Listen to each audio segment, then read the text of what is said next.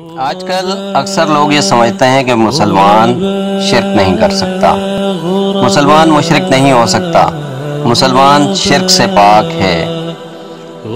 لوگوں کو گمراہ کرنے کے لیے اور شرک کا چور دروازہ کھولنے کے لیے یہ قیاس آرائیاں ہیں۔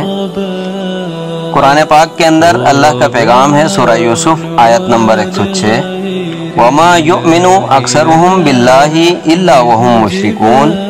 اکثر لوگ اللہ پر ایمان لا کر بھی شرک کرتے ہیں۔ یہ اللہ پاک نے بتا دیا کہ ایمان لانے کے بعد بھی لوگ شرک کر سکتے ہیں۔